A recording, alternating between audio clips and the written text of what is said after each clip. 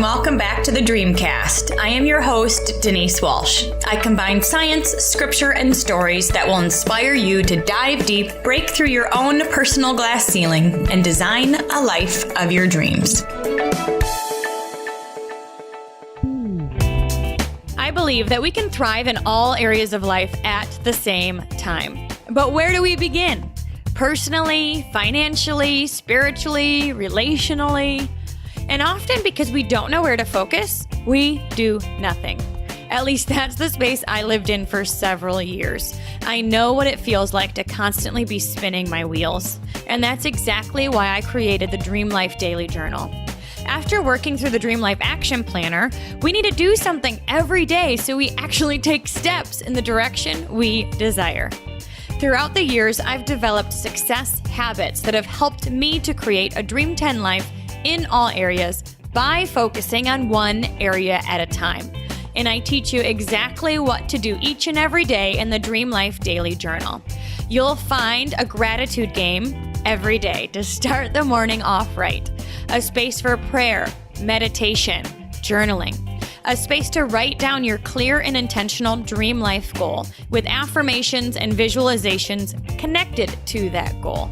You'll then have a spot to write down your dream life action to-do list so you can be intentionally taking action towards your goal every single day. I know that by completing the Dream Life Daily Journal every day for at least 30 days, you can create momentum. And when you do that, my friends, you can live your dream life too. Check out the dreamlifetoolkit.com or Amazon to get your copy of the Dream Life Daily Journal today.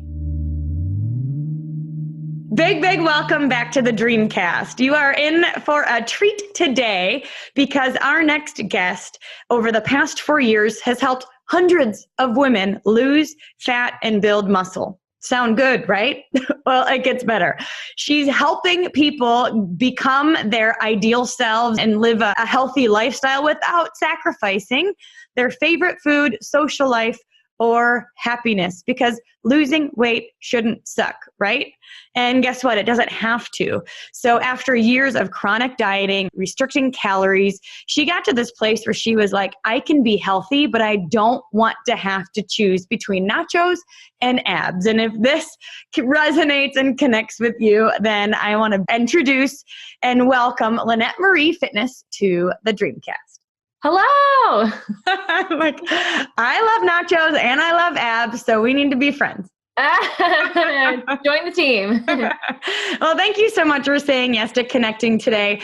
I found Lynette on YouTube. If you have not heard of her yet, go to YouTube and Instagram, Lynette Marie. She is a fitness influencer who preaches balance. You know, she loves being healthy, but she also loves having a life, and she teaches us how to do both. So I'm excited, Lynette, to connect with you today and hear your story about how you got here. So why don't you start by sharing a bit about who you are and what drew you to wanting to live a healthy lifestyle in the first place?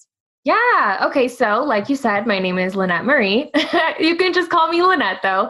I love health and fitness. I did not always start out that way though. As a kid, I was definitely like a chunky kid. I was more of like a couch surfer than being a part of any any fitness teams or like sports teams, anything like that. So growing up, I definitely was always chubby. All of my family was chubby. I think probably every single extended family member that I have is probably either slightly overweight or obese. So it was just something that's what our family was. That's what I grew up around. And so coming into my adult years, you know, especially in high school, kids are just brutal. And I, you know, got made fun of, and I had to deal with people making nasty comments to me and just feeling, you know, when you're a girl in high school, really any gender in high school, but especially as a girl where there's so much pressure to be pretty and to be liked and to be thin, I knew I had to do something about that because I wanted to feel good. I wanted to feel confident, but I also knew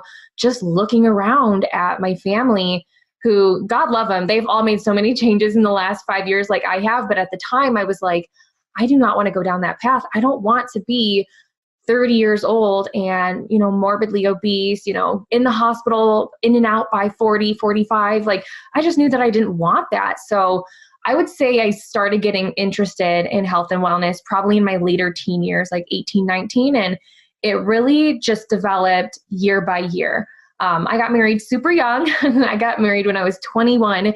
And of course, like every other like young bride, I wanted to shred down for the wedding. So I got super skinny and I was living off of like strawberries and toast. And of course, after the wedding, I literally gained it all back and I was devastated. I was like, okay, so there has to be a way to lose weight that does not require starving yourself, does not require like a massive overhaul of, dropping everything else you care about in life just to focus on this fitness goal.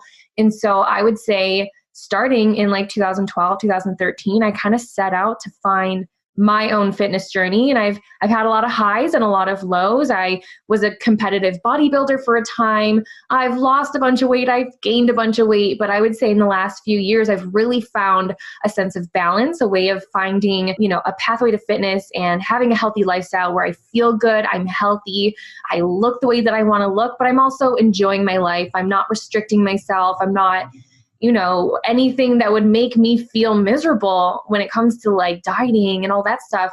That's kind of me in a nutshell. Well, and it's so true. I did a bodybuilding competition as well. And it's miserable sometimes. And you're like, why am I choosing to do this to myself? But You're right. There's a way to be healthy and strong and fit and still have a glass of wine now and then and still make cookies with your kids and not feel like you have to say no all of the time. So how did you figure it out? Was it trial and error? Was it like, did you have a coach? How did you do it? So much trial and error. And actually, I think what really helped me find balance personally was I stopped hiring bodybuilding coaches because a lot of the bodybuilding coaches I was hiring was like, you have to eat boiled chicken and broccoli and you can't have carbs after 4 p.m. and like just a lot of rules. There were so many rules of what you could and couldn't do. And most of these rules were just super confining. It didn't make any sense for like I'd be like, well, what's the protocol if I go out to eat? And they're like, you don't go out to eat. And I was like, oh, okay, well. So I think when I stopped hiring bodybuilding coaches and I started hiring coaches they were health coaches, but they had a big mindset proponent to their coaching where they wanted to make sure that I was not neglecting my mental health and my happiness for the sake of a body. I think that was probably the big turnaround for me, was realizing that the chase for a very specific body, it had like a rate of diminishing returns, right? Like you can get healthy and work out and like it pays off, right? But at some point you're doing so much and you're not getting something back in return, because what could possibly be worth sacrificing all of your free time, all of your happiness, all of your relationships, all of everything that makes a girl feel sane in order to have abs? Like, will that ever feel good enough? The answer is no. I was there. I remember like the day that I competed in a bikini competition and being so lean and having ripped abs and feeling like, wow, this is it. Like, I'd rather have a brownie. Well, and it's true. And you're like, at what cost? You could certainly go down this path and be ripped all of the time. At what cost? And that's when we take a look at all 7 areas of life and we're like, how can we thrive in all areas at the same time? And what I love about when you learn this, when you feel like you find a balance for yourself, when you learn the skills, essentially, you want to share it. You don't just want to take that information and live a balanced life and go on your way. You really have a passion to teach other people how to do the same thing. So when did you decide that you wanted to turn this into a business? I was working as a personal trainer in 2014. I got so passionate about fitness back in, 2012, 2013, when I was learning, more about health and nutrition and learning how to make this a sustainable lifestyle. So I got in a gym in 2014. By 2015, just sharing all of what I knew and all of my journey on social media, doing all of that had really caused me to gain a bit of an audience. And so I'd worked with online coaches at that point. Every coach I hired was online because I just felt like, well, it's so much easier to find someone who fits me really well on the internet rather than like, the 10 local schmucks at my local gym. Nothing, against it, but like the variety is not there. So I thought, well, let's give it a whirl. I literally remember the day, like, I was like, all right, I'm just going to do this. I'm just going to announce on social media and say, hey, who wants to work with me as a coach? I didn't have anything ready to go. I did not have a business plan. I was just like, let's see what happens. And literally that day, my inbox was flooded with people who were like, yes, I want to work with you. I love your results. I love your story. I connect with you, like throwing their credit cards at me, wanting to work with me. It was so awesome. You created the audience because you were sharing your story. You were adding value. You were learning and teaching, learning and teaching, learning and teaching, growing and teaching, pivoting and teaching, and being vulnerable and sharing that. And so people were like, oh, we already know her. We already like, know, and trust her. So finally, they probably were asking you to begin with, like, will you help me? Will you help me? Will you help me? And so you had people to say yes. So that's awesome. You didn't have a website. You didn't have, business cards you just started. And I think so many times people spend so much on the back end and then never actually start. So how did the first few years of online coaching go for you? Really, really well. I felt so blessed that literally from the get-go, it took off. I mean, within 2 months, I was quitting my full-time job at the gym. I was serving my clients. It went really, really well. I would say I learned as I went. There was so much because I just launched without a business plan, a business name, without contracts. I didn't have anything but an email address to communicate with people. I definitely learned so much as I went along, but the whole time my MO, the thing that I was focused on was just serving people.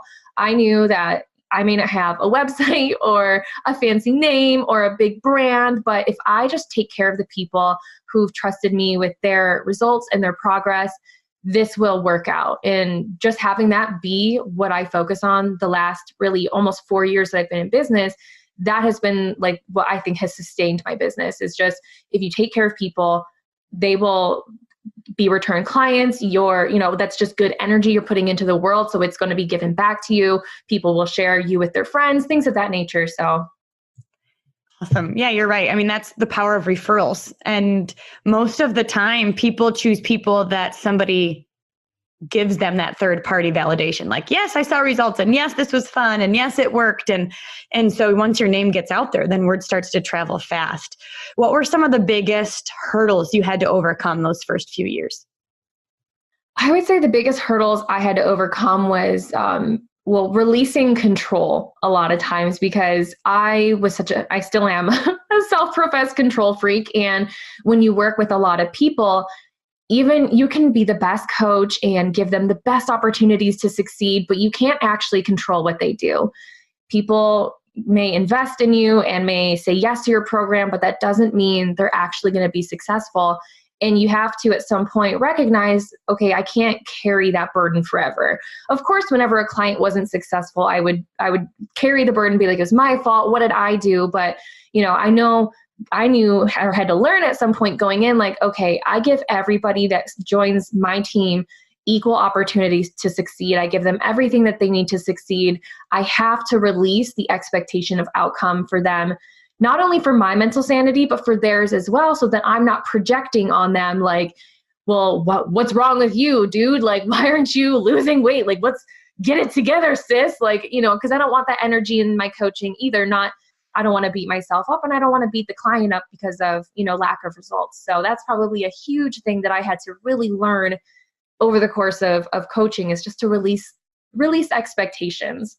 Yeah, I think that's really cool, because when you are a servant heart, I was a clinical psychologist, so I love to help people grow and help people change myself. And when you're so excited, but then they're not necessarily picking up what you're laying down, it can be easy to go, what am I doing wrong? And why isn't this working? And what's happening? And when you realize that your only job is to give the information you have and to love and to be a support, and then the rest is kind of up to them, you really are then free to create, and then you give them the responsibility that they need to actually follow through. Jack Canfield, who wrote Chicken Soup for the Soul and Success Principles, one of my favorite mentors, but he talks about 100% responsibility. And I learned that like, okay, if I'm going to take 100% responsibility for myself, then I have to let you take 100% responsibility for yourself too. And it's in your own interest for me to do that. And so that helped me along the same thing, like realize, okay, I can only control what I put out and the rest has to be up to them. And when we both match, it's an amazing partnership. And if not, then maybe they're just not ready and that's okay. And maybe I can tweak what I'm doing so it fits better. But at the end of the day, we both have to show up. Yeah, 100%. So you have grown a lot over the past 5 years. When did you start doing YouTube? I want to hear about that journey. So the only reason I even created a YouTube channel was because the first time that I wanted to do a bikini competition, like I'd been prepping for 4 months or something, and I decided like enough was enough. I don't want to do this. And I had an audience of probably 3,000 or 4,000 people at that point, which was a lot back in 2014, I think. And people kept asking, wait, are you not competing? Like, wait, you stopped talking about prep. Like, what happened? And so I was like, okay, I need to like put a video on the internet explaining why I decided not to compete and all that stuff, just because like there was no video feature of Instagram at that point or anything. So I made a YouTube channel literally for that video, and people watched it and they were like, dude, you're really good on video. You should make more videos. And I think that was about the time that I saw a lot of other fitness YouTubers kind of rising up, people like Nikki Blackadder and things like that. So I was like, well, let's give her a whirl. And soon after that, I also, I quit bikini prep. And then 3 months later, I think I started another bikini prep and I was like, let's film it. And so that was really the beginning of YouTube for me, was early 2015, just kind of documenting my bikini prep. Did you know anything about editing, anything about storytelling, anything about what cameras to use, or how did you learn it? No, I knew nothing at all. I filmed on my iPhone 5. I think that's what I had at the time. And I just like shuttled all of the footage onto my computer, called my husband and was like, can you edit this? Cause I can't edit, won't edit, don't know computers. I don't get it. So he edited all of my videos for probably the first 6 months of YouTube. And I look back now, they're really cheesy. He was just trying to make them feminine and cute, but I'm like, oh, you learn over time. So you do. Yeah. So my YouTube has really just been a place for team trainings and team calls and like not YouTube focused, but like a place like you mentioned, just to kind of put stuff so I could send it to people. And I wanted to start doing more, but it's the editing that was scaring me. And it was I have my webcam, is that good enough? And all of these barriers that we think can get in the way. So this year I did 90 videos in 90 days just from my webcam, and I edited them myself, and you can see them get better. You just have to start somewhere.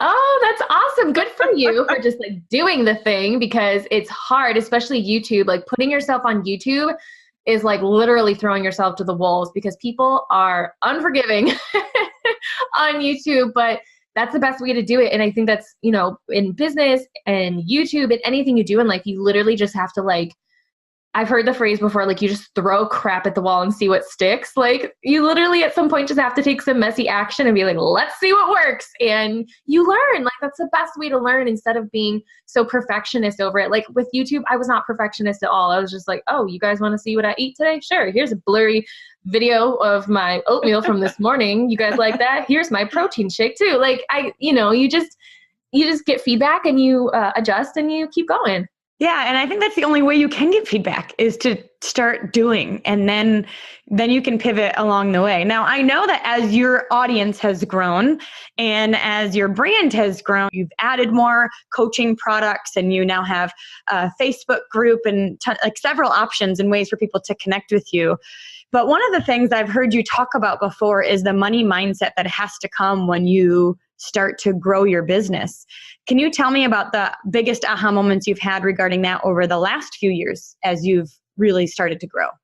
Yeah. So again, I definitely have a servant's heart, and it's my heart to just help everybody in every way that I can. And so in so many ways, for a long time, I saw my coaching as a favor to people, something that I was doing out of the kindness of my heart to help them, because like that's genuinely like how I felt. I wanted to help people.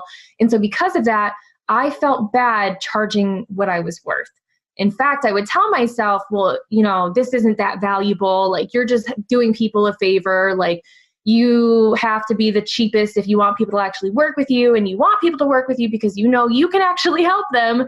And so there was a lot of issue with me with what I was charging. I charged a very, very low rate for a long time, and it did not serve me at all because I was overworking myself. I at one point had over 100 one-on-one clients, which is insane. I was working 80 hours a week trying to make all these people happy, which was impossible. Like, I had spread myself way too thin, but I just felt like, okay, well, for this to be worth it, I have to be making a living. And that's just how many clients I got to take on to make a living. And I didn't realize that I was cutting myself short, selling myself short, and also selling my clients short because I wasn't able to serve them the way that they deserved simply because I didn't have time for it, but also because I wasn't making them get uncomfortable with their investment financially. So many of them, like 2/3 of people, would quit halfway through because they had no skin in the game. They had no reason to stick around. As soon as things got uncomfortable, it was just too tempting to quit because they thought, well, what's $60? Like, this isn't anything. I'm not missing out on anything by quitting. Like, there was no investment that really challenged them to stay through the hard times and when they wanted to quit. So my money mindset has changed so much, especially in the last year, just being like, you know what? This is what I'm going to charge because I know the service is worth it. This is what I'm going to charge because I know it's going to create a client who rises up and faces challenges rather than is like, this is hard, I'm out, dog. And it's created such a different energy in my business. It's created the different type of client that I attract. It's just been so good for me and my clients. Ooh, it's true because it's obviously in your best interest to make a living and to keep, if you want to keep offering the service, then you have to feel like you're getting back what you're putting out. Yeah. And if you are giving, and yet you don't really feel like you're getting back, then it will be tempting for you to be like, is this really worth it? But then for them, it's the same way. Like we mentioned before, it's like in their best interest to have skin in the game so that they actually follow through and do it. So tell me about a high moment, like a really awesome transformation that one of your clients has experienced. So actually, one of my clients right now, I am obsessed with this girl. She's amazing. So she came to me kind of on the tail end of a coach who was just she promoted herself as being a coach who allowed a lot of flexibility and like help you find balance. But then when my current client was working with her, actually hired her. And I mean, this woman sent her a super rigid meal plan, even like giving directives on like how to cook and all this stuff, like had this super rigid meal plan. This is what you eat when you work out. This is what you eat when you don't. You got to work out 6 or 7 days a week and you've got to do a lot of cardio and like just super rigid, so many rules, like, telling her all this stuff that she wasn't allowed to eat and stuff like that. So she came to me thinking, well, this is just what it takes to lose weight. She believed the lie that, oh, well, because I'm older. She's not even old. She's like maybe 30, or in her early 30s, which like, sis, that is not old. Let me tell you. But, she just believed the lie. Well, because I've had a kid, I have to work harder, or because I'm over the age of 25, I can't have Cheerios anymore. It's a bad carb, or like all these rules and lies that she was convinced of. And so over time, I have just really helped this girl see the light, so to speak, like just see like, wow, like I can have different food every day and still lose weight. I don't have to have like chicken breast and broccoli every day. I can have desserts. I can have a beer. I can go out with my husband. And she's had so many aha moments that like over the course of our time together that it literally just brings me to tears every time she tells me like, I had a beer tonight and I'm going to lose weight. And I'm like, yes, you are. And so for me, I've had so many of these moments over the last year when I've really nailed down my ideal client and exactly who I want to work with. But this girl through and through is exactly who I want to work with because she is so coachable. She's so open. She's so ready for me to just help her. There's no energy there where she's like on the defense or on the offense or anything like that, which is like exactly how you should be if you hire a coach. Like you got to just like throw yourself at their mercy in some ways and be like, help me, and let that coach help you. And so seeing what I've been able to affect in this woman's life because A, she was so coachable, but B, but just like seeing what I was capable of doing for her was such an amazing moment for me to be like, dude, you can really help people. Like it's been so beautiful for both her and I. Ooh, I love it. And you mentioned a few things you mentioned this a few times over the past little bit is mindset, is she believed a lie. And when you switched your mindset, other things unlock. So your coaching program is not just what to eat or ideas of what to eat or how to eat or what, also working out. You also have a mindset component in there. Can you tell me a bit more about how you kind of incorporate all three?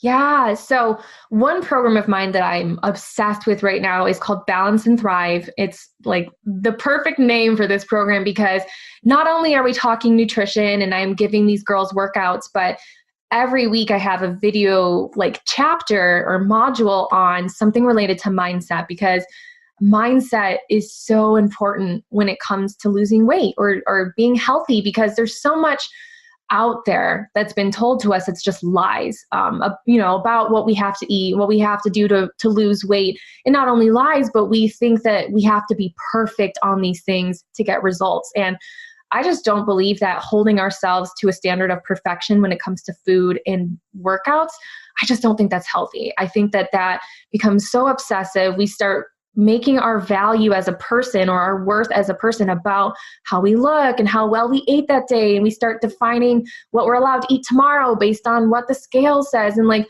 all of these unhealthy practices that we've picked up from God knows where over the last, every woman that I know started dieting at like age 13 for starters. Like it's inbred in us, unfortunately. And so my program, I focus on breaking these mindset beliefs, these limiting beliefs that we have about what diet has to look like, what nutrition has to look like, what workouts have to look like, what we have to say to ourselves to stay motivated, breaking habits that don't serve us, breaking mindset beliefs that don't serve us, and actually creating new habits that are based in positive belief about yourself, positive belief about your body, food, workouts, and creating habits from that as opposed to having these habits based in punishment. That what we eat is punishment for how we look, that this workout is punishment for what we ate yesterday, because that's not healthy. That's not sustainable. It creates a culture where women hate themselves and believe that they should hate themselves until they look a certain way. And I hate that. I was trapped in that for so long. And so what I do now, honestly, what I do is like 70% mindset coaching, because that's the problem. We know what to eat. We know that broccoli is good for us and that 14 margaritas are not. Like the nutrition information that we hold is not always our issue. We know how to eat healthy. We know that movement is important. We know we need to drink our water. We know these things. That's not typically our problem. Our problem is our mindset around it and the rules that we create that are unsustainable and something that we can't live up to. And so we constantly set ourselves up for failure. And we keep failing in it. I could go on for days about how this breaks our confidence, breaks our ability to keep moving forward, breaks our ability to sustain any kind of healthy lifestyle because we feel like we're failing all the time. So we just go back to old habits because we give up. Do you guys hear her passion? You can totally tell that you've experienced your own breakthrough. And once you do, you want to shout it from the rooftops and be like, oh my gosh, this is possible. You guys, you don't have to live trapped in judgment, beating yourself up over food. Life is so much more than that. And I feel like when people are in your programs and they're learning this mindset stuff, it will bleed into other areas. Have you found that? Absolutely. It bleeds into relationships. It bleeds into how people manage themselves at work or their productivity. It bleeds into every area because once you understand the mindset concepts between being successful in health and wellness, it's going to bleed into the rest of your life because you're learning about creating healthy habits. You're learning about healthy discipline over perfection. You know, all these things that we fit in every area of your life. Yeah, absolutely. All right. So as a coach, you are pouring, pouring, and pouring. You've raised your prices, so that's good. So you do feel like you're getting something, it's matched equally, right? But you still have to continue to learn. So you keep yourself filled up so that you can pour out. So what do you do to keep yourself focused, motivated, and excited? So one thing that I did majorly in the last year was I hired a team. So I am not doing this by myself. I could not do this by myself. I started falling into a really bad depression last year, trying to be a one-woman show. And it was hard to give up control, but I literally see it as an act of self-care to allow other amazing people to help me, to empower them with responsibility and help them be a part of this amazing thing that I'm doing. So I know it might sound silly, but literally my business manager is my self-care. She is like my guardian angel, has saved my life. And I really think the bottom line of that is that asking for help has been an act of self-care, so that the stuff that really was hard for me, that was not in my zone of genius, the stuff that like I knew took me 10 hours but could take somebody better 1 hour, I got rid of that stuff out of my work routine so that all I do all day is focus on my clients. That's it. So this may be a silly question, but how do you find somebody like that? I feel like, do you Google it? Business manager? Do you go to Upwork? Like, how do you find people to ask to help when you feel like you have been doing it alone for so long? Yeah, so I've been through a couple like assistants. The first one was actually a past client of mine, which was an easy start for me. It was someone that I trusted, somebody that knew my mission, knew my business, knew my programs. So I started with her, and then I ended up needing some more qualified teammates. So I'm telling you, this was literally like an act of God situation, because I had a girl pitch me in my Instagram. She like was following me. She's like, "You look like you need help." And I was like, "You're right." And so my current business manager, Lizzie, the most amazing woman I've ever met, she like runs the show for me, like keeps me accountable to my programs and the things that I want to do, my goals. She was literally like, I wish I could say like, "Oh, this is where I found her." Literally, the internet brought her to me. But I will say she's currently working on creating a team of people like herself to be a resource for coaches like us, so that we can just go to like this team and say, "Hey, I need somebody who's good at this," or "I need an assistant," or "I need a salesperson." And then she can just have a team of people who are trained to help other people like us. So like, stay tuned if you're looking for somebody. Well, it is so interesting. Like, I feel like I need help sometimes, but I don't know design. So I don't even know how to ask for what I need, because I don't sometimes even know what I need. Or you find someone and then they let you down and you have to keep going and keep trying. So I think a business manager, and once you find somebody you really like, then you hold on to them and give them lots of hugs. Because when you're trying to scale a bit and impact more people, you do have to ask people into your circle. And I'm so glad that she walked into your path, because I know that it's not always easy to find. Yeah. So who are your mentors? Who do you keep learning from? So the people that I would say that I learn from the most, I don't currently have a business coach, because my business manager, she knows business like I do. And so she kind of serves as like a business partner, but also a mentor for me. But people that I stay in contact with would be Amanda Bucci. Amanda Bucci. She is amazing, amazing, amazing through and through. I finished her program almost a year ago, and she still reaches out to me, helps me, gives me feedback on things that I'm doing. She's just an amazing mentor and leader. I love her. I love Angie Lee. I don't know if you know who Angie Lee is, but oh man, this girl's like a marketing wizard. And she and I became friends after I hired her. She has a podcast too called The Angie Lee Show that you would love if you love anything business and marketing. But those are probably the two women that I would say I look up to. And if I'm in like a business pickle, I'm going to send them like, "What do I do? What do you think?" And just kind of get their feedback. Awesome. Awesome. All right. So one last question. And is there something you do every day that you couldn't live without? Yes. I wake up early and I spend some time by myself, just filling my cup. It looks a little different every day. Sometimes I will just literally pray because I've just like got nothing left and I'm like, I need some help. Other days I'm reading a book about business, or I'm reading a book about marketing or sales or something that I feel like I just need some help with, or I'm reading a book about mindset or a self-help book, something to fill my cup so I just can't do the launch out of bed and go straight into work. I feel like that's just setting yourself up to kind of, I don't know, be at a deficit starting for the day. So I wake up every day, I grab my coffee, I go sit in my office for usually about an hour, and I just fill my cup in whatever way that I feel like my soul is kind of asking for it. And that's like a non-negotiable for me. That 1 hour, like I need that. It helps me just like last through what could be, an 8 to 10 to 12 hour workday. And I recommend this for my clients too. I really recommend my clients to build just a morning routine so that there is some consistency and you build some trust within yourself to get certain things done, such as like taking your vitamins or doing a devotional or whatever it is that you're trying to do for yourself. Having a morning routine built on those good habits really helps you get consistent with some stuff that's good for you. I love it. Yeah. Your morning routine really does set you up for the day. And then it creates the habit that you are going to like be quiet for a minute. Yeah, which and is that, hard. yeah, the craziness of the day isn't going to like overtake you. You're going to start off. I love what you said. You're not in a deficit. You really can start off overflowing. But okay, I lied. One last question. The question is what's next for you? What are you working on? What is your next goal that keeps you excited?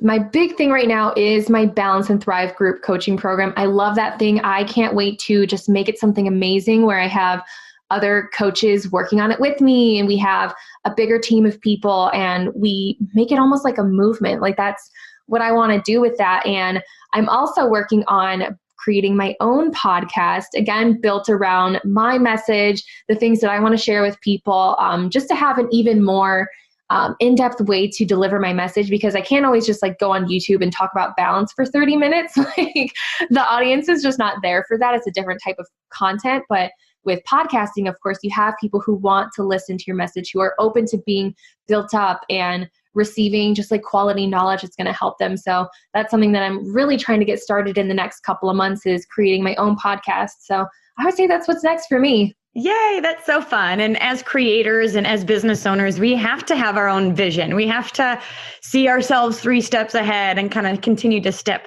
towards it, because if we get comfortable and we get bored, and nobody likes that. So I love that you are continuing to dream as well.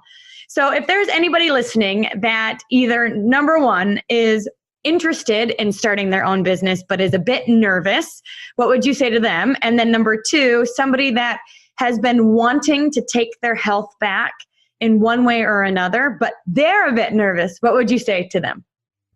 I think something could be said about both, and it's one of my favorite things to say, is that messy action is better than no action at all.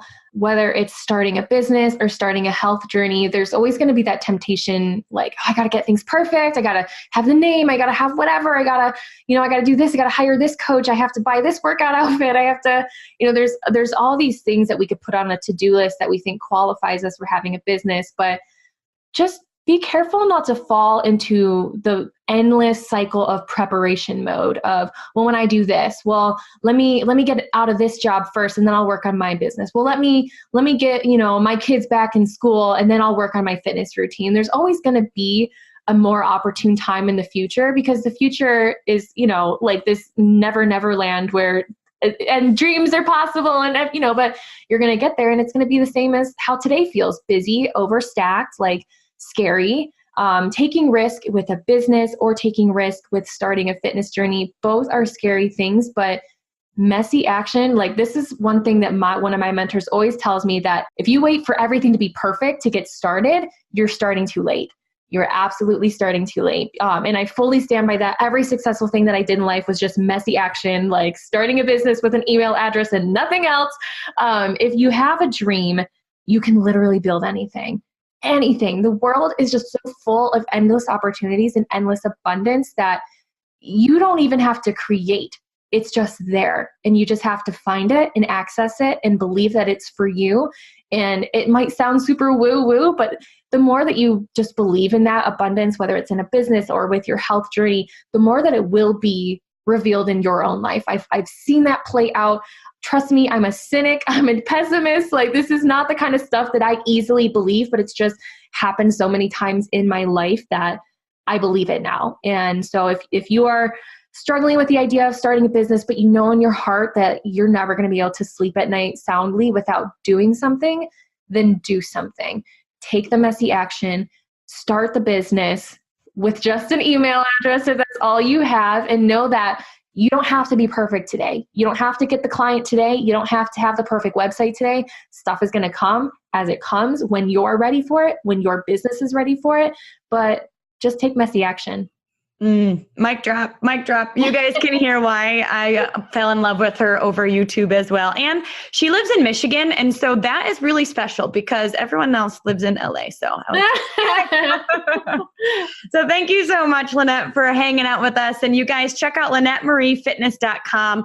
Her YouTube and Instagram is Lynette Marie, and that will all be linked down below as well. So thank you again so much. It was awesome to get to know you and hear your story and all your bits of wisdom today.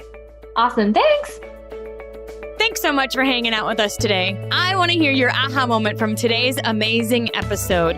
If you could leave a review at whatever podcast player you choose to listen from, Apple Podcast, Castbox, Spotify, YouTube, wherever you're listening from, leave a review and share with us your favorite part of today's episode.